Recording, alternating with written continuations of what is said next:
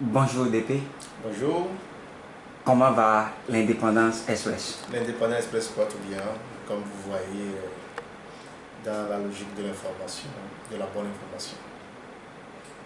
Avant-hier, les représentants de la nation, ça veut dire les députés, ont voté un nouveau code pénal à l'Assemblée nationale. Votre impression sur ce nouveau code pénal qui va sanctionner tout le peuple togolais? Oui, nous avons été scandalisés par ce vote, cette adoption du nouveau code pénal qui a été introduit au gouvernement à l'Assemblée nationale par le gouvernement. Nous sommes autant choqués et même irrités contre le contenu de cette disposition juridique. Parce que vous savez, les lois sont votées pour améliorer l'arsenal juridique au profit des humains, au profit des justiciables. On ne vote pas une loi pour sanctionner, pour pénaliser le citoyen. Cela s'appelle le recul constitutionnel, le recul institutionnel.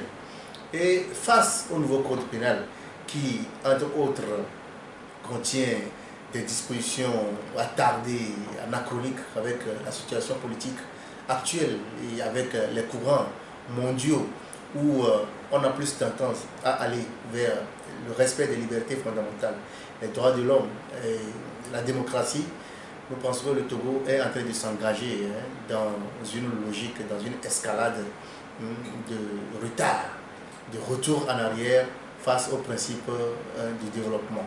Et ce qui nous concerne, surtout au niveau de la presse, c'est que ce nouveau code pénal a tendance à suppléer les textes propres à la communication contenus dans le code de la presse et de la communication. Je veux parler là de l'article 197, le fameux article qui crée aujourd'hui le tollé et sur lequel tous les journalistes sont mobilisés à en découdre avec l'Assemblée nationale, avec le gouvernement, avec les autorités de ce pays. Parce que l'article 197 dit par exemple que les fausses nouvelles, les publications de fausses nouvelles sont réprimées par des emprisonnements de 1 à 3 ans d'emprisonnement avec des amendes. Ça veut dire qu'on est en train de repénaliser le délit de presse, ce qui a été dépénalisé il y a quelques années, depuis 2004, où les peines privatives de liberté ne sont plus autorisées.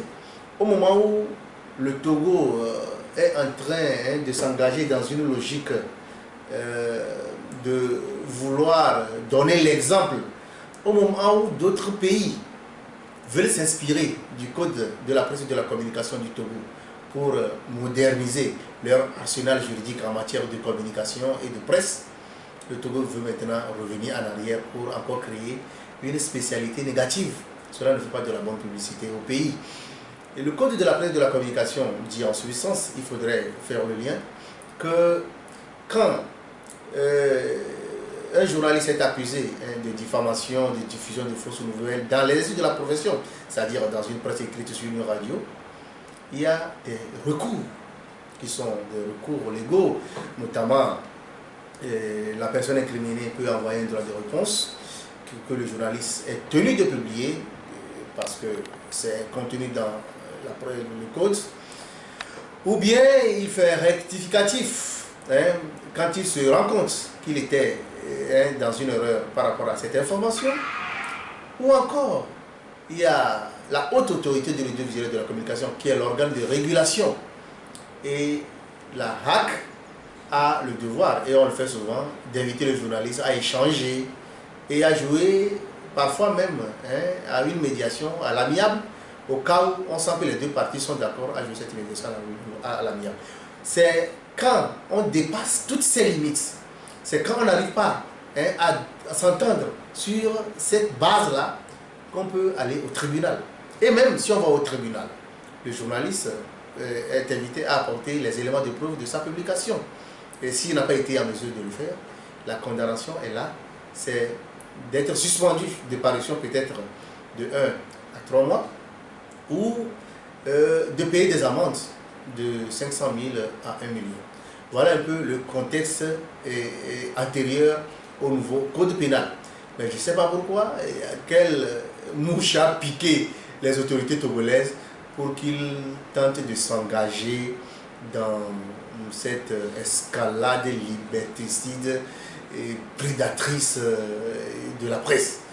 Et les journalistes vont débattre suffisamment sur cette question et barrer la route à cette dérive. Vous savez, il y a également l'Observatoire togolais des médias qui est le tribunal des pairs. L'OTM n'est pas encore arrivé à la limite des relations entre personnes incriminées, entre citoyens et journalistes. Nous avons encore beaucoup d'autres recours. Et le Togo aujourd'hui est en train de s'engager dans des logiques internationales. Quand on apprend que le Togo fait partie ou a adhéré au Conseil des droits de l'homme des Nations Unies, ce n'est pas rien. Quand on voit la diplomatie togolaise aller sous tous les cieux pour dire que le Togo a évolué, le Togo n'est pas encore ce Togo d'Eyadema où il y avait la dictature comprador qui sévissait et les violations massives des droits de l'homme, les détentions arbitraires, mais il faudrait avoir de bons arguments pour vendre le Togo, pour vendre le pays. Mais si, au même moment, les discours prononcés à l'extérieur, à l'étranger, sont différents de la réalité du terrain, je crois qu'on est en train de tromper l'opinion nationale et internationale.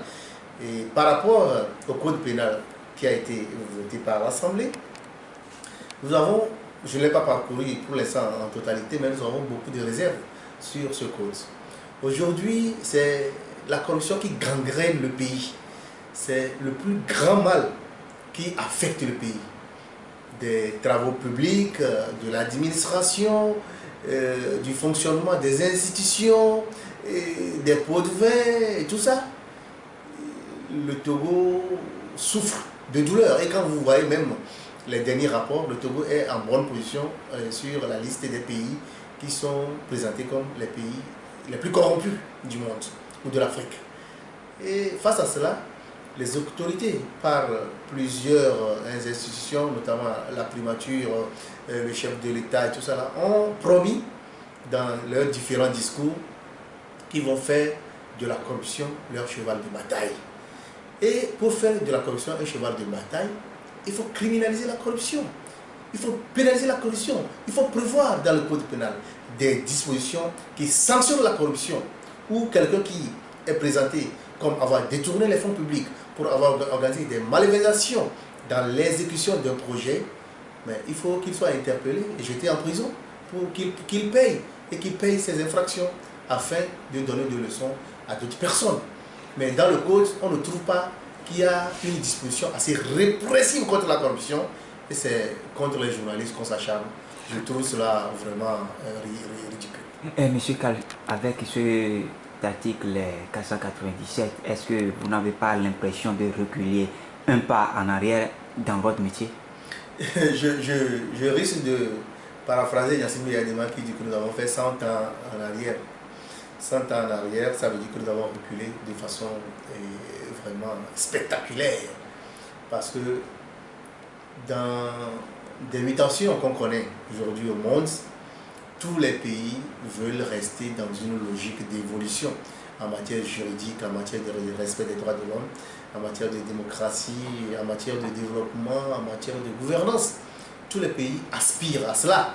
Mais si il y a contorsion juridique pour s'acharner contre une catégorie, notamment la presse, dans un moment où les Nations Unies sortent des déclarations pour demander, même certaines organisations demandaient qu'on nomme un conseiller spécial, un médiateur spécial pour les journalistes au niveau de l'Organisation des Nations Unies, afin que les journalistes bénéficient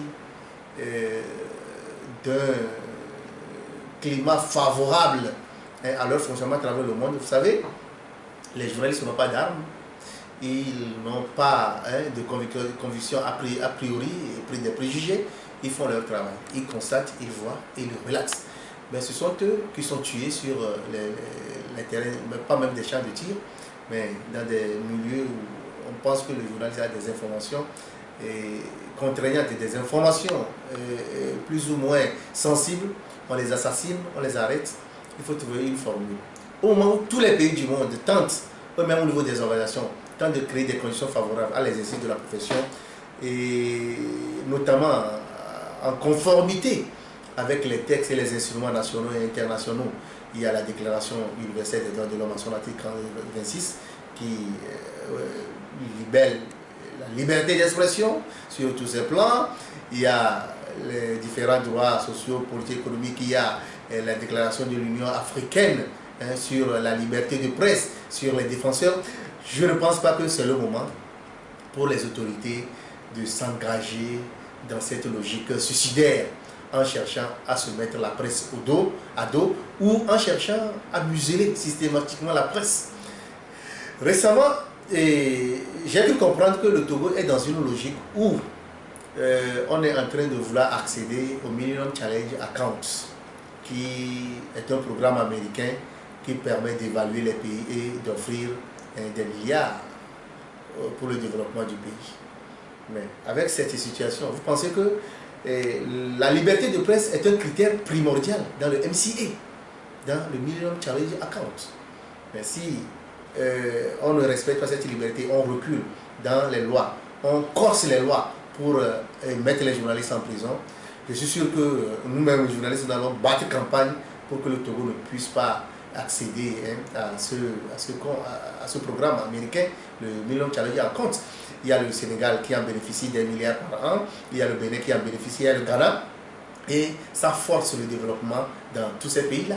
Mais si le Togo veut rester dans son petit village, dans cette tour d'ivoire qui ne permet pas l'évolution, qui ne permet pas d'ouvrir les mentalités et dénoncer, critiquer et dire exactement ce qui se passe dans le pays en matière de gouvernance, mais je suis désolé, nous allons nous mobiliser pour battre campagne. Nous serons capables même d'aller dans les pays étrangers pour dire qu'il faut fermer la porte au Togo. Dans la logique de ceux qui pensent qu'il faut mettre un intitulé à côté de l'article pour dire que cela n'entache pas ou bien ne prend pas en compte le code de la presse et de la communication. Non, il faut supprimer cet article-là du code pénal. Le code pénal n'a rien à voir avec les publications et tout ça. Quand il y a des délits du droit commun, il y a du droit civil, les gens peuvent être interpellés et jugés sur le principe du code pénal. Mais quand il y a des dispositions particulières qui réglementent la presse, il faut s'en tenir à cette disposition. Et c'est le code de la presse et de la communication, c'est le code de la déontologie, c'est la loi organique de la haute autorité de l'audiovisuel et de la communication.